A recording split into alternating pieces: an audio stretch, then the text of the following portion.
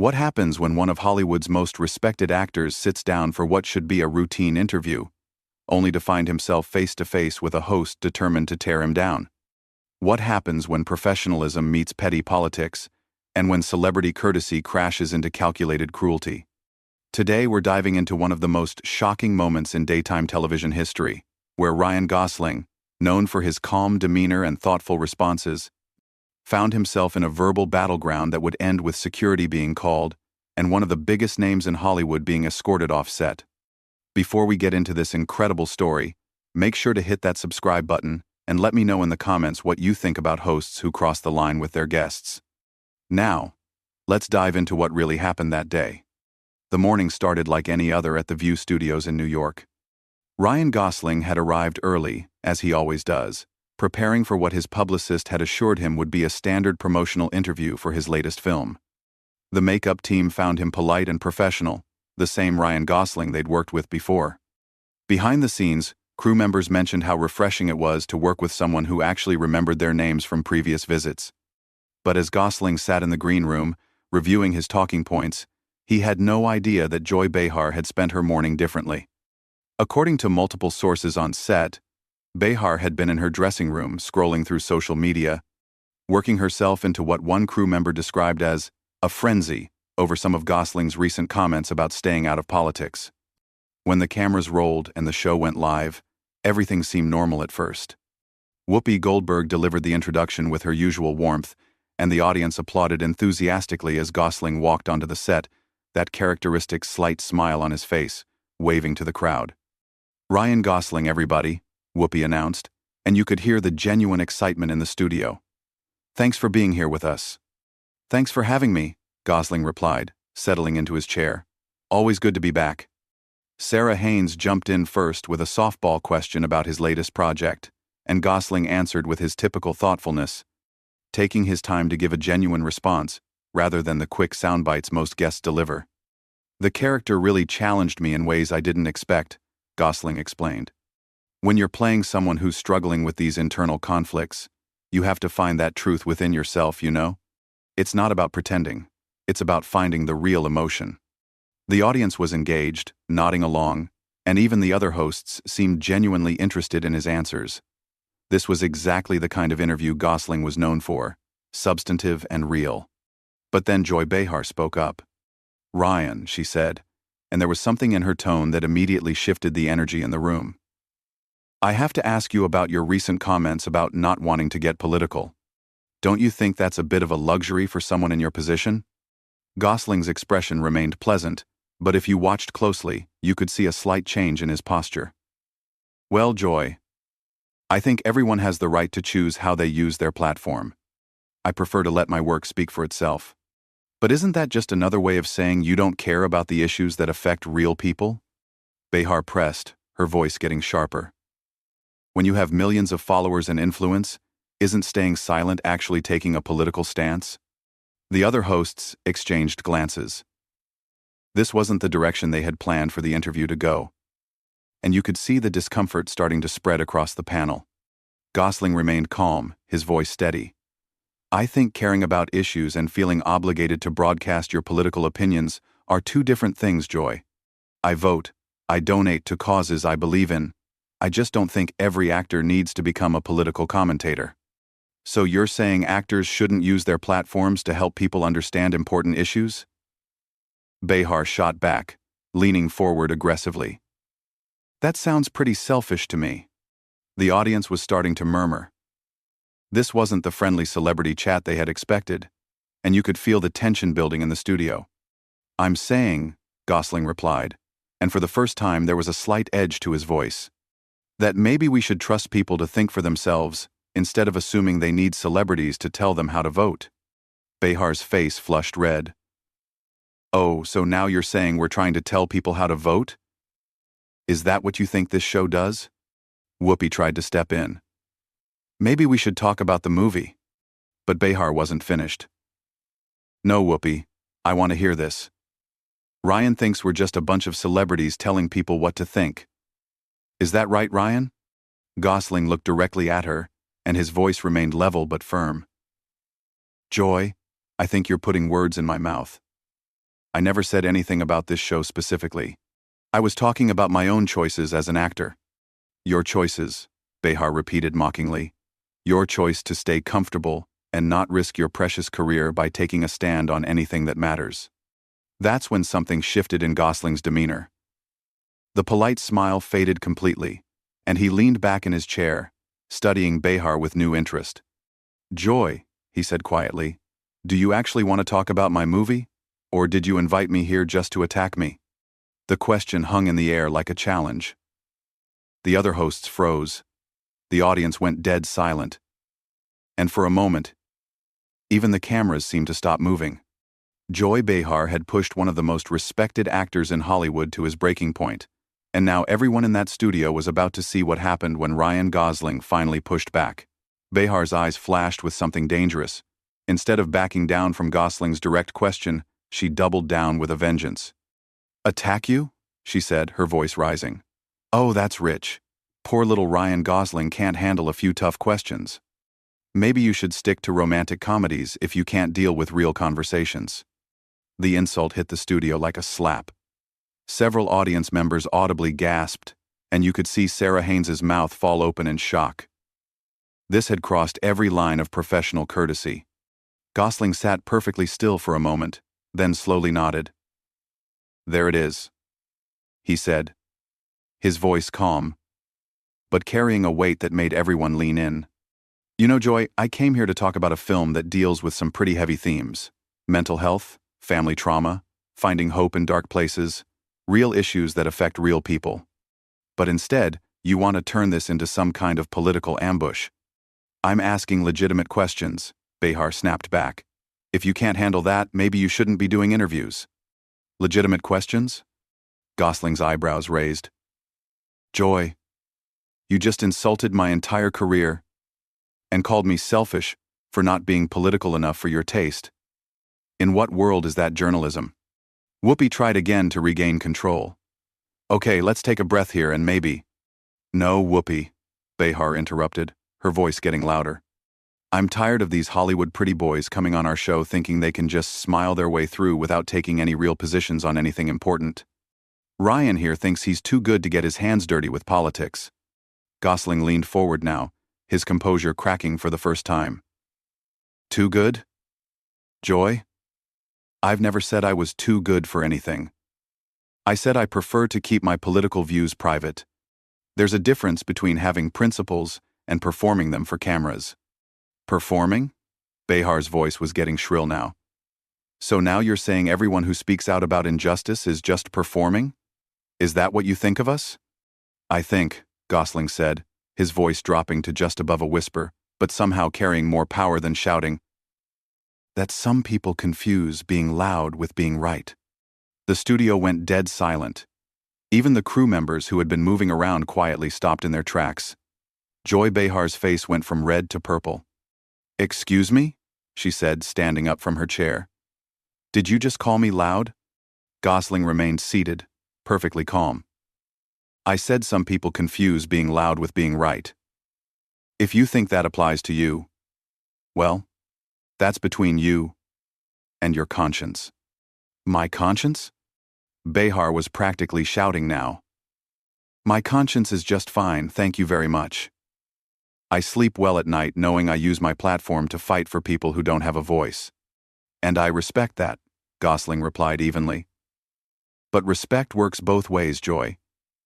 You can fight for your causes without attacking people who choose to fight for theirs differently. Behar slammed her palm down on the table, making everyone jump. Different? Different is one thing. Cowardice is another. That did it. For the first time since the interview began, Ryan Gosling's famous composure completely shattered. He stood up slowly, his face hardening into an expression none of the hosts had ever seen before. Cowardice, he repeated, his voice low and dangerous. Joy, you want to talk about cowardice? Let's talk about it. You invited me here under the pretense of discussing my work, then ambushed me with political attacks because you disagree with my personal choices. You've insulted my character, my career, and now my integrity. And you call that brave? The other hosts were frozen in place. Sunny Hostin looked like she wanted to disappear into her chair. Alyssa Farah Griffin was staring at the table. This had gone so far beyond a normal interview that nobody knew how to respond. "I call that holding you accountable," Behar shot back, but for the first time there was uncertainty in her voice. "Accountable for what?" Gosling demanded. "For choosing not to turn every interview into a political rally? For believing that maybe, just maybe, people can watch a movie without needing to know exactly how the lead actor votes? For using your privilege to stay comfortable while the rest of us do the heavy lifting?" Behar replied, but the fire was going out of her voice, as she seemed to realize how far this had escalated. Gosling shook his head slowly. "Joy, you don't know anything about my life outside of what you read in tabloids. You don't know what causes I support privately, what conversations I have with my family, what I teach my kids about right and wrong. You've decided that because I don't perform my politics for your entertainment, I must not have any principles at all. That's not what Behar started, but Gosling wasn't finished. "And you know what the really sad part is?" he continued, his voice gaining strength. "We probably agree on most things. But instead of having a conversation, instead of trying to understand why someone might choose a different approach than yours, you decided to make me your enemy. You turned what could have been a meaningful discussion into a public humiliation attempt." The camera operators were getting signals from the control room, but nobody knew whether to keep rolling or cut away. This was unprecedented television, but it was also completely out of control. Behar seemed to realize she had lost the room completely. The audience, which had been murmuring disapprovingly at her behavior, was now openly uncomfortable. Even her fellow hosts were distancing themselves, their body language screaming their desire to be anywhere else. "I was just trying to," she began weakly. "You were trying to score points," Gosling cut her off. "You were trying to make yourself look tough and principled by tearing down someone who wasn't even fighting back. Until now." He started walking toward the edge of the set, then turned back to face her. "You know what, Joy? You want to talk about using platforms responsibly? Maybe start by using yours to build people up instead of tearing them down. Maybe try having conversations instead of conducting interrogations. Maybe remember that the people you're talking to are human beings, not political props." Behar's face was now a mix of anger and something that looked suspiciously like shame. "You can't talk to me like that," she said, but there was no conviction left in her voice. "Actually," Gosling replied, "I think I just did." The silence that followed was deafening. For a moment, it seemed like the entire studio had forgotten how to breathe. Then Joy Behar's face twisted into something ugly, and she turned toward the wings of the set. "Get him out of here," she called out, her voice cracking with rage. "Security! Get him off my stage!" Gosling stood there, completely calm now, watching her with what could only be described as pity. "Your stage?" he said quietly. "Joy, this isn't your stage. This is supposed to be a place for conversations, not whatever this was." "I said get him out!" Behar screamed, and now the desperation was clear in her voice. She had lost control completely, and everyone in the studio could see it. Whoopi finally found her voice. "Joy, maybe we should just take a commercial break and—" "No," Behar snapped, whirling on her co-host. "This is exactly the problem. Everyone wants to just smooth things over, instead of calling out bad behavior when they see it." Gosling let out a short, bitter laugh. "Bad behavior? Joy, take a look around. Look at your co-hosts. Look at your audience. Look at your crew. Everyone in this room knows who displayed bad behavior today, and it wasn't me." He was right. Sarah Haynes had tears in her eyes from the secondhand embarrassment. Sunny Hostin was staring at her hands like she wished she could disappear. The audience members were shifting uncomfortably in their seats, many of them looking genuinely upset by what they had witnessed. Even the usually unflappable camera operators seemed shaken by the display. But Behar was too far gone to see any of it. "You think you can come on here and lecture me about how to do my job?" she snarled. "You think your little speeches make you some kind of hero?" "I think," Gosling replied with devastating calm, "that someone needed to tell you the truth about how you've been treating people. And clearly, nobody else around here has the courage to do it." That hit home. You could see it in the way the other hosts flinched. in the way some of the crew members nodded, almost imperceptibly. This wasn't the first time Behar had gone too far, and everyone knew it. Security guards were finally approaching the set, looking uncertain about what exactly they were supposed to do. One of them, clearly uncomfortable with the situation, approached Gosling hesitantly. "Sir, we're going to have to ask you to leave," the guard said, and you could hear the reluctance in his voice. Gosling nodded politely at the man. "Of course, I understand you're just doing your job." He looked back at the panel one more time. "Whoopi, Sarah, Sunny, Alyssa, it was good to see you all again. I'm sorry this didn't go differently." Then he turned to face Joy Behar directly, and his voice carried to every corner of the studio. "Joy, I hope someday you figure out the difference between being passionate about your beliefs and being cruel to people who don't share them exactly the way you do. There's a way to fight for what you believe in without becoming the very thing you claim to be fighting against." Behar's mouth opened and closed like a fish out of water. For once in her life, she seemed to have no comeback, no snappy retort, no way to deflect from the truth of what he was saying. You can't just," she stammered. "I can't what, Joy? Tell the truth? Point out that you've spent the last 20 minutes trying to humiliate a guest for having the audacity to disagree with you? Call out the fact that you've turned what should have been a professional interview into a personal attack?" He started walking toward the exit, then paused and spoke without turning around. "You know what's really sad about all this? We could have had a real conversation about the role of celebrity in politics.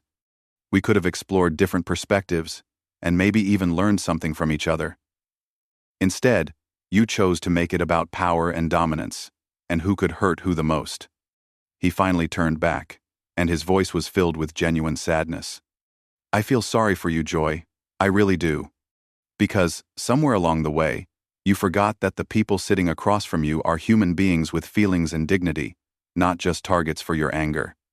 With that, he walked off the set, flanked by security guards who looked like they'd rather be anywhere else in the world. The silence he left behind was thick enough to cut with a knife. Whoopi tried desperately to salvage the situation. "Well, we're going to take a quick break, and we'll be right back with." But her voice was shaking, and everyone could see the strain on her face. This wasn't just an interview gone wrong. This was a complete meltdown, broadcast live to millions of people. As the cameras finally cut away for commercial, you could hear Behar's voice, no longer the confident, combative tone she'd maintained during the confrontation, but something small and defensive. "He had no right to talk to me like that," she said to no one in particular. "This is my show. I have every right to ask hard questions." But the damage was done, and everyone in that studio knew it. The other hosts were silent, the audience was uncomfortable, and even the crew members were shaking their heads as they went about their work. Ryan Gosling had walked onto that set as a guest promoting his latest film. He walked off as something else entirely, someone who had finally said what everyone else in Hollywood had been thinking but was too polite or too scared to say out loud. And Joy Behar? She sat at that desk, surrounded by co-hosts who could barely look at her, facing an audience that had just watched her reveal exactly who she really was, when someone dared to stand up to her.